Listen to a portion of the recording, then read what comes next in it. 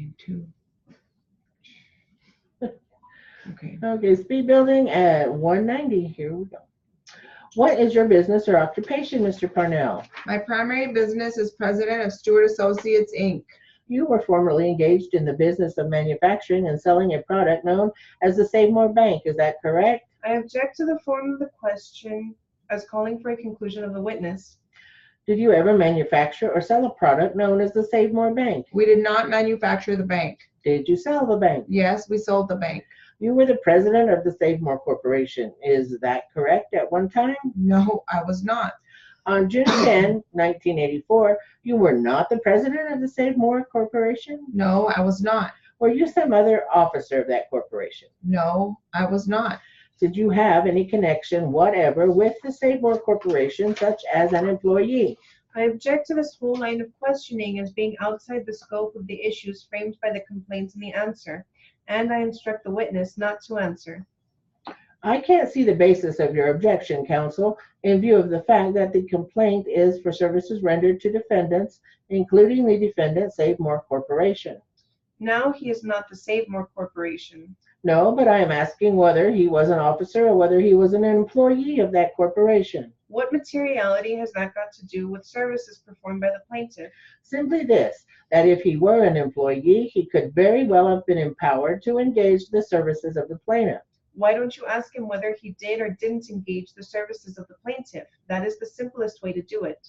Were you a partner in the partnership known as the Save More Company? Yes, What was the business of the Save More Company? selling Save More banks. And who manufactured those banks? The Harco Manufacturing Company. Who owned the patent to the Save More Bank? Objected to as being incompetent, irrelevant, and immaterial. May we have a stipulation that all the answers which are not given by the witness, he shall have been deemed to have been asked the question by the notary and to answer it, and that he has refused to answer it on the basis of your objection. So stipulated, counsel. When was the Save More Company organized? Frankly, I don't exactly remember. It was approximately 2 years ago. About June of 1984, is that about correct? You said the Save More Company? Yes. Yes, that is correct. Where was its place of business? At 410 Clyde Street. Do you know where the place of business of the Save More Corporation was in June of 1984? Objected to as being immaterial and irrelevant. The question is whether he knew. Where is the materiality, counsel, insofar as the services rendered and whether this particular defendant was liable for those services? It is obvious as to the materiality. It is disclosed by the evidence that the Save More Company and the Save More Corporation operated from the same offices, had identical... Look, General Petroleum and Saucony Vacuum operate from the same offices, and they are two separate corporations and two separate entities. Well, we won't argue about that. If you are objecting to the question, The objection has been stated, and we have our usual stipulation. on what basis did the Save More Company, of which you were a partner, arrange for the manufacture of the Save More Bank? Objected to as being incompetent, irrelevant, and immaterial, and outside the scope of the issues claimed by the pleadings. Were you a stockholder of Save More Corporation? No, I was not. During the period June 10, 1984 until April 1, 1985, did you request the plaintiff, Mr. Kranz, to render certain legal services? No, I did not. You knew that he was rendering certain legal services in connection with the application for allotment of materials to be used in the manufacture of Save More banks? Objected to as being immaterial and irrelevant and having no bearing on the issues framed by this complaint. And you agreed, the Save More Company, of which you were a partner, agreed with the Save More Corporation that you could defray all costs of manufacturing the Save More Bank. Is that correct? I believe it was all reasonable costs and so forth. It is pretty much elaborate. And the net profits, which were to be determined on some formula, were to then be distributed by you to the Save More Corporation and in part to Harco Manufacturing Company. Is that correct? That is correct, yes. All monies received from the sale of Save More banks were received by the Save More Company. Is that correct? Yes. And the Save More Company was the only company that sold Save More banks. No, that is not true. The Save More Company sold to jobbers or wholesalers who in turn resold the banks. Is that true? That is true. But the Save More Company had the exclusive license to manufacture or to have manufactured the Save More bank. Objected to as being outside the scope of the issues framed by the complaint and the bill of particulars submitted. If counsel pleases, The bill of particulars states that these services were rendered to the Save More Corporation and to Melvin Stone, and that upon information and belief on the part of the plaintiff, there was an assumption of liability by the defendant Parnell, and that is the only issue as framed by the complaint. There is a common counsel too.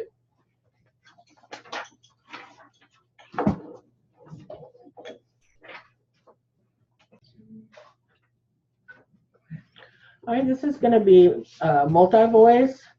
Your first test number 1 at 180 words a minute. Proper names are Lord, Dr. John Smith, Defendants Exhibit 8, Exhibit 8, Canutillo Independent School District, Canutillo Independent School Board, Jay Garcia, Mr. Garcia, Rosie Shoemaker, Deanna Davenport, Rosie Shoemaker, Chicago, Shed Aquarium. I'm going to be Mr. Hosford. The witness, Ms. Longoria. Mr. Hosford. the witness, Ms. Longoria. And we start with questioning by Mr. Hosford. You understand those are separate claims and may be separate lawsuits, yes, sir. as opposed to this lawsuit for what is alleged to be wrongful termination. What I'm asking you about is this lawsuit now. Yes, sir. Do you have in mind an amount that you wish to recover or want to recover in this case? No, sir. You are speaking monetary? Yes, sir. No, sir. Do you wish to recover $100,000? No, sir. You don't want that much? No, sir. You want $50,000? No, sir. You don't want that much? No, sir. You want less than $50,000 in this case? No, sir. You want more than $50,000? Yes, sir. You want more? Again, the objection that I've got real briefly, I believe he stated he doesn't know right at this particular second, and so the objection I have is it's been asked and answered. He's not really sure right at this particular second. Well, I understand he doesn't have an exact figure in mind. I would like to get at least a frame or a ballpark figure. Do you want more than $100,000 Yes, sir. in this case? Yes, sir. You want more than $500,000 in this case? What the good Lord is willing. Do you want more than $500,000 in this case? I can't answer that at this time. Have you spoken, and I'm not asking you what was said, but have you spoken or been interviewed by Mr. John Smith or anyone from his staff that you are aware of? No, sir. I'm going to hand you now what has been marked as Defendant's Exhibit 8 to this deposition and ask if you would take a moment to look at this document. Could I see it too, please? Sure. You have had a moment to look at what has been marked as Exhibit 8 to this deposition. Yes, sir. Do you know what that is? Yes, sir. Can you describe what it is? It's a letter from the administration notifying me of my dismissal from the Canutillo Independent School District by actions taken by the Canutillo Independent School Board. And did you receive either the original or a copy of that letter? Yes, sir. And you received it at approximately the time of the date of the letter, April 14? Approximately, I mean, within a day or two. Yes, somewhere, yes. Why do you think Jay Garcia or Mr. Garcia was part of a plot to get you? He was the director of support service personnel. And because he was the director of the support service personnel, Yes, he was out to get you. yes, That's it? yes. No other reason. No, that I recall, that I can think of right now, I mean. Do you know who Rosie Shoemaker is? No, doesn't ring a bell at this time. You don't recall her as being a teacher at Deanna Davenport Rosie. Shoemaker? No, sir, at least not in my wing. Not that I remember, no. Not today, but in the first portion of your deposition, which was held in July, No, sir. you had indicated that you did not recall ever being reprimanded or in trouble prior to moving and working at Deanna Davenport. That I remember of, no, sir. Has your memory changed at all today? Well, I'm not good that much like I was after remembering things that, since the accident of November, my capabilities of remembering things that happened, sometimes I don't remember what I did last week. I don't know what's the cause, if it's the injury or what. Is it possible that you were reprimanded in the past for not cleaning properly or not carrying out your assigned duties properly? Yes, sir. There's a possibility, yes. So it's possible that that same type of complaint has come up before? Yes. You have indicated that you did take a trip recently with your family back to the Chicago area. Yes, sir. What did you do? What did I do? Yes. Visit my mother, stayed with my mother and my stepfather, saw relatives. What, if any, sightseeing or travel did you do while you were back there? My wife and I took my daughter to the museum, to Shedd Aquarium, and to the beach. And how did you obtain the funds to take that trip? How did I obtain the funds to take the trip? Yes, and I don't mean to confuse you because maybe I am. Yes. You traveled by motor vehicle, a car, is that correct? Yes, sir. So we have gas expense. Okay. And then go ahead. Okay. The way that it was possible to go to Chicago was on the case involving my aggravated injury of March and November. March of 93 and November of 1992. Just for the record, I just want to make it real clear that I understand we are reserving our objections till the time of trial, but I do have an objection as far as requesting information regarding collateral sources. He has explained that they have been in very dire financial difficulties, and yet he, With all due respect, for purposes of the record, that's been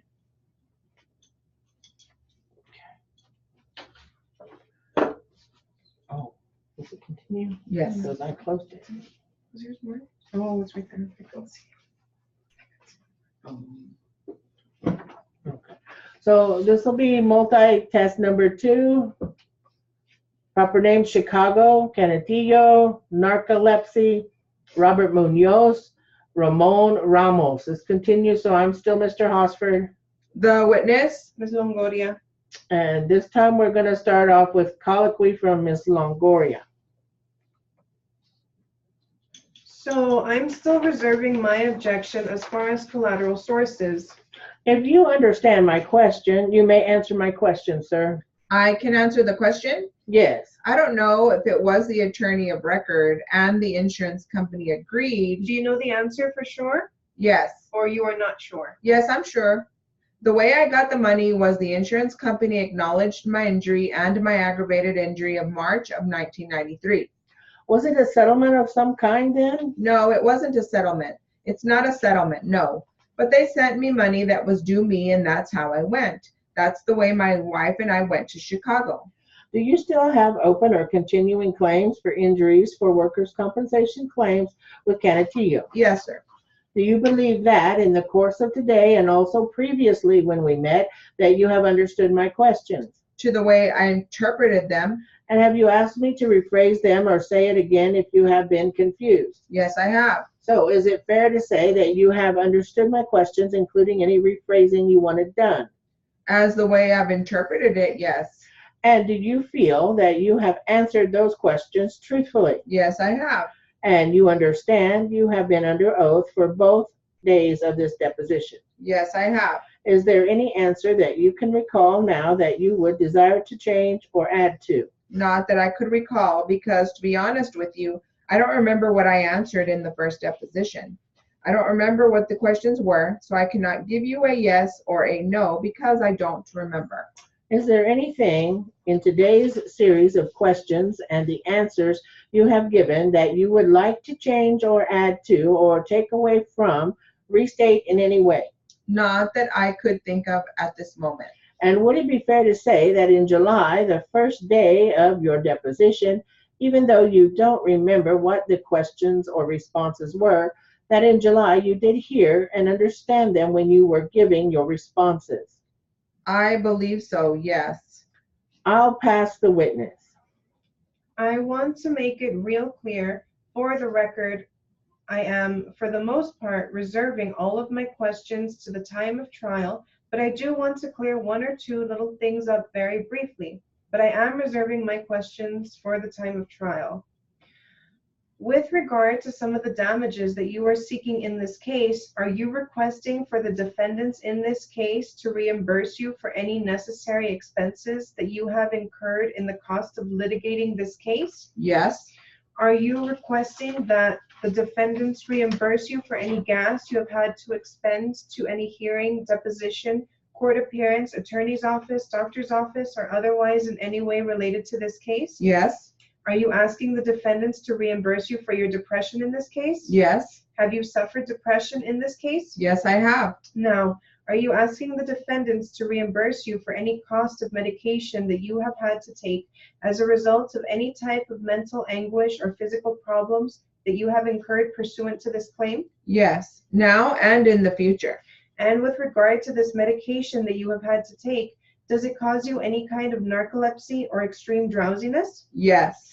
During the time that Mr. Hosford was questioning you, as I recall, since you have trouble remembering things, he had asked you something about some tapes, and then I think along those lines, at some point he had asked you some other question, and then you had responded something about wanting your name cleared. Do you feel that because of the actions of the school board and its members and some of the people about whom you have testified today, do you feel that you have suffered a loss of your reputation and good name? Definitely. Are you asking the defendants to clear your name in any way that it's been damaged in this case? Yes. Do you believe that any of these people, and when I say these people, I mean Robert Munoz and Ramon Ramos and the people who collaborated in this case, do you believe that these are people that you can write down as references when you are out there trying to find a job?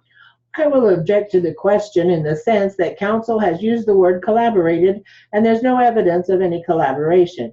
You may answer the question, sir. Do you believe that those people are good references when you are out trying to find a job?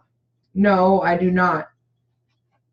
Do you feel that you have inconvenienced your family because of things that have occurred to you because of this case? Yes, I do. Again, I'm reserving my questions till the time of trial. That is all for now. Based upon those questions that you have asked, however, I do have some follow-up questions. Mr. Olivas, oh, is that all right, ma'am?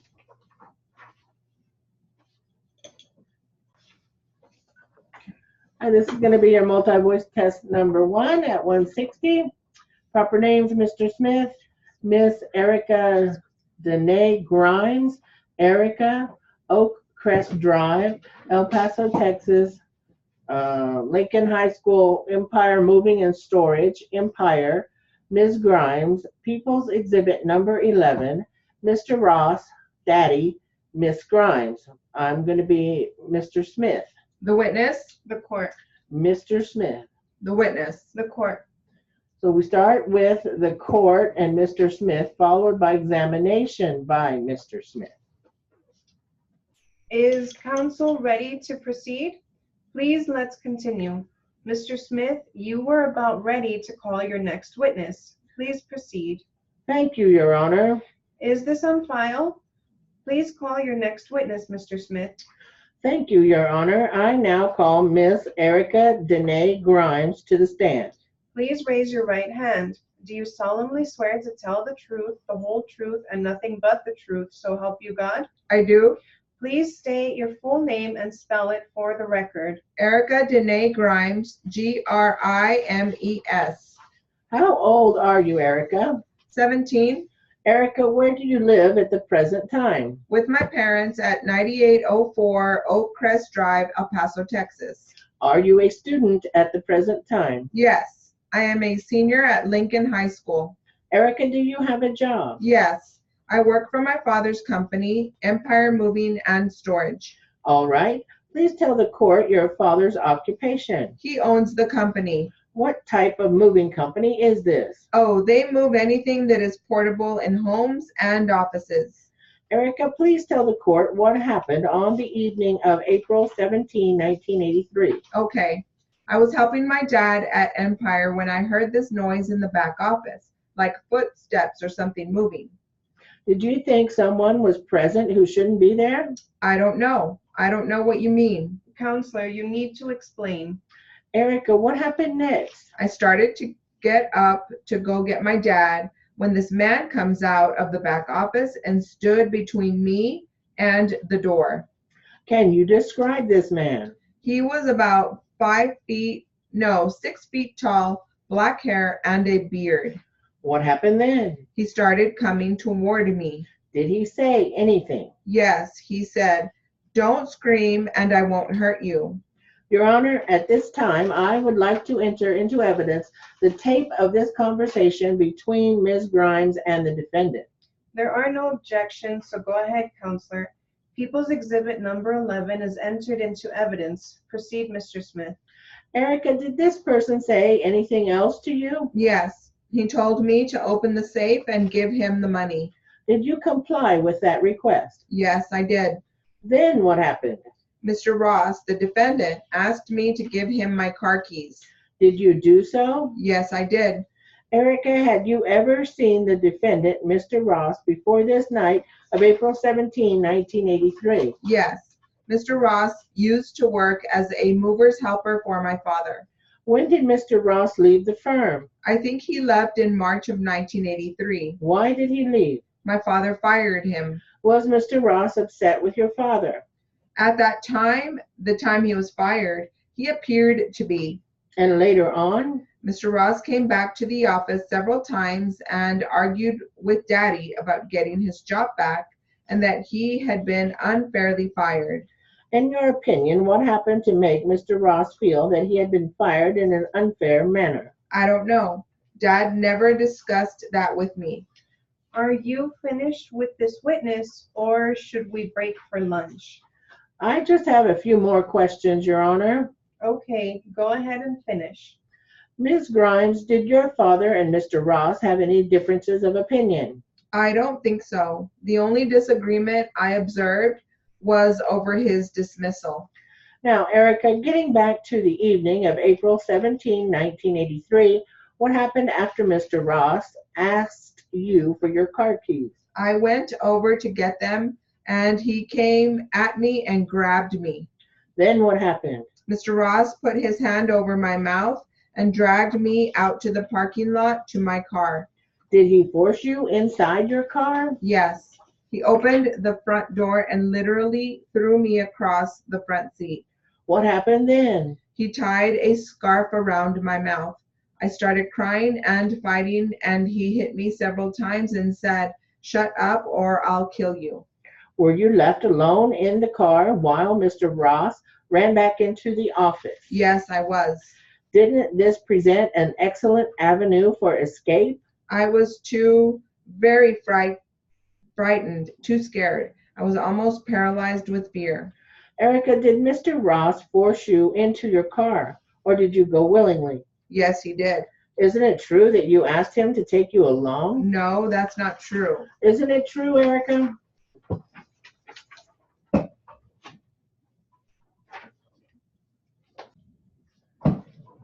All right, this is going to be multi-voice. Your test number 2.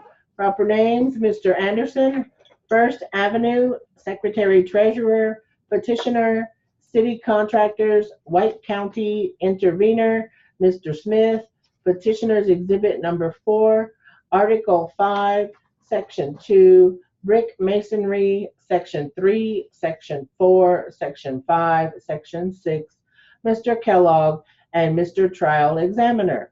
And I'll still be Mr. Smith. The witness? Mr. Kellogg. Mr. Smith. The witness. Mr. Kellogg. We'll start out with questioning by Mr. Smith. Where do you live, Mr. Anderson? I live at 5216 First Avenue, this city. Will you please tell us your occupation? I am the Secretary Treasurer and business agent for the union I represent. Is that the union that is the petitioner in this proceeding? Yes, sir. How long have you been so occupied in your present job? For the past 10 years. What in general are your duties as business agent and secretary treasurer of the union? When contractors call and want bricklayers, I send them on assignments. It is also my duty to collect dues, and I pay the bills when they come in. Prior to the time that you took on this work, what was your job? I was a bricklayer. How long were you a bricklayer? 8 years. Where were you employed as a bricklayer? I worked for city contractors here in this town and also other places. Can you tell us when your union was organized, Mr. Anderson? It has been in continuous existence for many years. I am sure of at least 30 years. And over what territory does the local union have jurisdiction? Over White County. What type of employees are eligible for membership in your union? Well, of course, they must be able to classify or qualify as a bricklayer to be a bricklayer. Can you state for the record, Mr. Anderson, just what a bricklayer is and what he does? Well, sir, that is a difficult question to answer. In general, he lays brick. He is supposed to be able to lay other things, say cork and glass block and so on and so forth. Does your union operate under a constitution and bylaws? Yes, sir. Do you know if the constitution and bylaws contain a description of the type of work over which your union claims its jurisdiction? Yes, sir. Just a moment. I would like to object. I don't see the materiality of this line of questioning. Will the intervener please stipulate that the bricklayers constitute a well-recognized craft?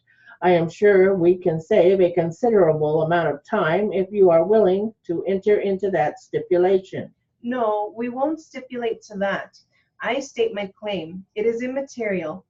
You see, Mr. Smith, whether they are a well-defined craft or not, in the first place, is not a governing factor in this case, and secondly, because the bricklayers have a constitution that defines the duties of bricklayers, does not mean it is a well-defined craft.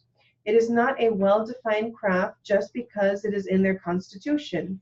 This is the groundwork to show that the employees petitioned for do perform the work which falls in a bricklayer's craft. On that ground, I think it is material. Fine. Showing you this book, Mr. Anderson, that is marked Petitioner's Exhibit Number 4, I will ask you to state what this book is. It is the Constitution and rules of the union. And is that the union with which this local is affiliated? It is, sir. Does that Constitution contain a statement of the jurisdiction claimed by the union? Yes, sir. And where is that found? On page 24. This is starting on page 24 Yes, sir. and going through page 29. I think that is right. I would like to offer in evidence petitioner's number 4. I might state that this. I would like to ask a question before we object to the entering of this exhibit. Could I see the petition, please? Now, Mr. Anderson, I understand, according to the petition filed by this union, you now only ask for the brick masons at the First Avenue plant to be set up as an appropriate unit, as found in the exhibit. Isn't that correct? Yes, sir. Now, referring to petitioner's exhibit number 4, commencing on page 24, which is titled Article 5, Section 2 is entitled Brick Masonry.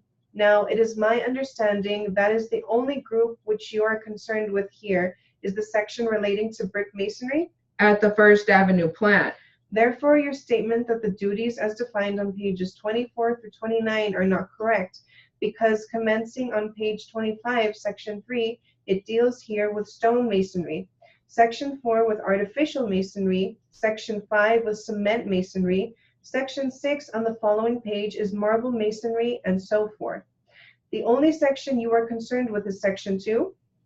That is right, I think, Mr. Kellogg. With that understanding, Mr. Trial Examiner, I think the duties of brick masons in this case are limited. It is clearly stated in the section mentioned. With that understanding, we have no objection to the exhibit. I understood